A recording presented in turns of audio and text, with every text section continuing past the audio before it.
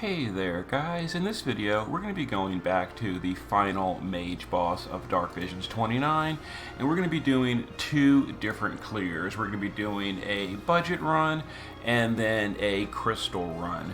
So this is going to be the overall budget team. We're going to use just Gilgamesh for Omni cover. He can be literally any Omni cover unit you want. We're going to use Savior for 90% Spirit Break. Again, can be any breaker you want. For example, Louise is even better. Frisia is just going to be for a little bit of Wind Amplify and some small Reaper Killer. Onion Knight or Sage is going to be boosting our tornado damage, and then Adia will be doing our weapon imperils, and then Renoa and Adia will be dealing the tornado damage. So let's get in here and give it a go. So on turn one, the boss does some single target statuses, some single target physical, as well as some AoE magic, fire, and dark damage. So our Gilgamesh is going to shift form Omni cover to cover everything. He's wearing resistance gear. Savior will start in the base, go to the shift, and we'll do ATB. She is using LB fill gear. Frisia can just do Mermaid's protection for the Reaper Killer. Sage can LB. We'll LB Adia for the weapon imperil, and we will LB Renoa in the shift form for the mod boost. Okay, so again, some single target physical with statuses. Gilgamesh is immune. Some AoE magic, we're immuning with the Omni cover. Now this turn we will do the LB of Lightning and the LB of Frisia. Frisia for the stats and Amplify, Lightning for the 90% break. And then the back row will all quad Tornado. And with the modifier buffs and the gear we're using, that should be a perfect score. We need to do 4 billion or better. We've modifier boosted. We have done weapon imperils with Adia. We've done killers, we've done amplifies, etc. And here we go. So this will also give us the chain count score. So relatively simple. The gear is pretty cheap. I'll show you in a second. We're not using high-end gear, stuff like that. And the damage is 6.8. We only needed 4. So there it goes. So give me a second and I'll show you the gear. Again, the units are relatively cheap. The only one that's questionable is Renoa. But you can swap her out with, another high-end mage. So there it is. Renoa almost does it by herself. Adia brings up the other two. And then Onion is mostly here for the modifier boost. His LB puts up modifiers for Tornado. So the gear we're using, very, very cheap gear. Gilgamesh is just using some generic stuff. I went a little overboard. We went full Omni everything. Full evasion, passive provoke. We gave him super ribbon and all that. You don't really need all that. There's no stopper charm, so just regular ribbon would have been totally fine. And then the Hero Arrives card. Savior, just some LB fill gear. Shift form, LB fill gear. If you don't have these pieces, or you don't have the brush, give her 1,000% fill rate and you'll be fine. Frisia, literally naked. She's just here for the wind stuff. You can bring something like Samurai Chizuru, etc., or Rosa for better killers, things like that.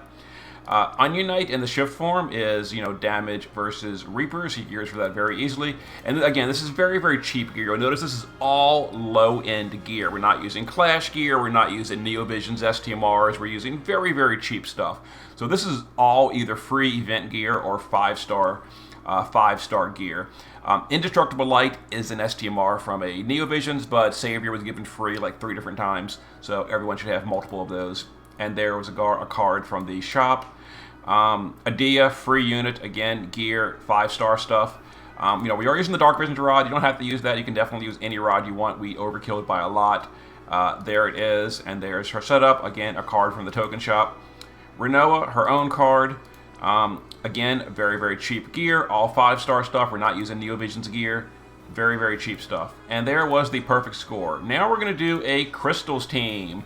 We're going to do the same concept. So this is all Blessing of the Crystals units. I did pull for Ace. I want to use him wherever I can, even if he's not always the best option. But every single one of these units is Blessing of the Crystals. So let's get in here and do another perfect score. Now this one is not budget. This one is just us having a little bit more fun with it. So here we go for this. So Creel is going to wait just a second. Creel will do her 100 Amplify on Deuce. Ingus will do Fill LB because mine's only EX1. Cater will do Omni Cover on turn 1 so that we can not take any damage. He's again full evasion, full resistance, etc. Sage can again do the modifier buff. We'll use Ace to do his LB for the weapon in peril, and then Deuce is going to quad here. We're going to put up Symphony. We're going to put up the field. We're going to modifier boost herself and weapon in peril the boss. Okay. And we're going to kill on turn 2. So once again, Cater is going to cover the magic and fire, the magic, dark, and fire damage. He's full evasion, passive provoke. We gear him just as a tank because Omni Cover is fun.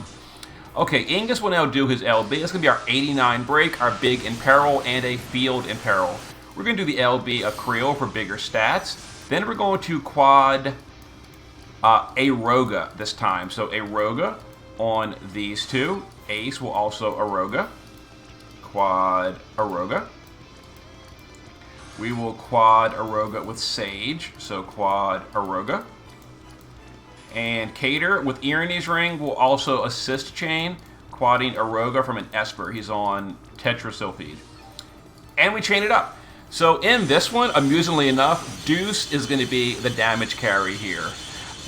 Because Ace is mostly a physical mage. He does have magic spells, and they're going to deal decent damage, but most of the damage is going to come from Deuce. 11.9 with a Crystal Party. And I'll show you the breakdown. It's going to be mostly Deuce, a little bit of Ace, and then Onion and Cater are going to be like support chainers. But Deuce is actually a respectable mage. As you can see, Deuce did 8.8 billion damage, more than double overcapped all by herself. And when I say all by herself, I mean with the entire party supporting her. But still, there it is. And of course, Ace does have magic, but his primary damage is his physical typed LB, which we cannot use on this stage. Anyway, I'll show you the gear real quick, but again, this time we went kind of all out. We did not go for a budget run on this one. So Creel is just mana reduction because all she does is her amp and her stat buff. She's a crystal unit. Ingus, naked, just LBs, and he does field, break, and imperil. Deuce is wearing most of the DPS gear, 16,000 magic, her own harp, some clash gear, undead killers, harp mastery, or helm mastery, etc. And then, my best card. And then Cater is just, 100 to fire and dark. Passive provoke, status immune, Irene's Ring for the support chaining, and yeah, he's just a tank here. Awakened Onion, again, a generic build. Mostly here for the modifier buff, not really much else, but there it is. And then Deuce, 15.5 magic, got the leftover gear because we knew that he wouldn't do nearly as much damage as Deuce would on a real magic fight. Okay, and he's the leader. Anyway, there's a double clear on this floating lion head. Hope it helps. I've also got a different clear on my day 1 video, so hope all this is useful. See you in a bit.